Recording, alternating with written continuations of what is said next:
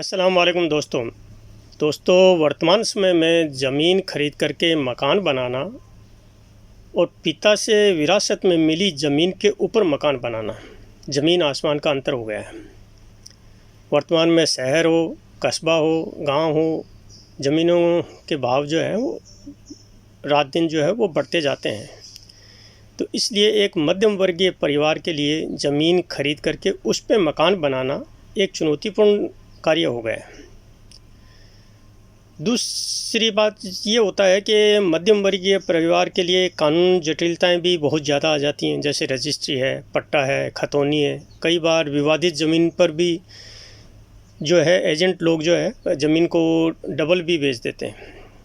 फिर उस पे निर्माण कार्य जो हर वर्ग फुट के ऊपर तकरीबन 1500 से 2500 रुपये प्रति वर्ग फुट जो है खर्चा आ जाता है। इसके लिए हमको जो है होम लोन लेना पड़ता है, जो तकरीबन 20 साल तक जो है वो EMI चलती रहती है और इस 20 साल के अंदर जो है वो एक तनावपूर्ण ज़िंदगी जीता रहता है। इसलिए वर्तमान में ज़मीन खरीद करके मकान बनाना एक आर्थिक, मानसिक और कानूनी रूप से एक चुनौतीपूर्ण हो गया है।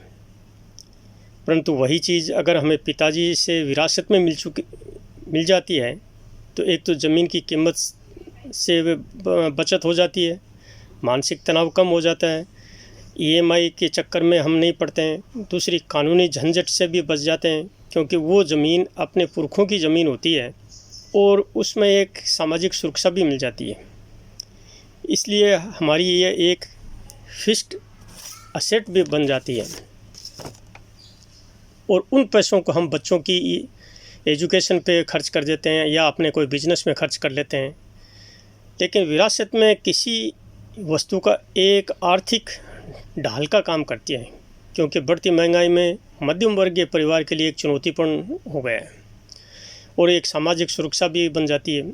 इसलिए वर्तमान में अगर विरासत में पिता से कोई भी वस्तु, चाहे ज़मीन हो, मकान हो, व्हीकल हो, गोल्ड हो, कोई भी चीज़ मिलती है तो वो एक खजाने के रूप में मानी जाती है, क्योंकि वो EMI के चक्कर में पूरी ज़िंदगी तनावग्रस्त बिताता है। तो दोस्तों, ये मेरी जानकारी आपको अच्छी लगी हो तो लाइक, कमेंट, शेयर अवश्य करें। सी यू अगेन। धन्यवाद।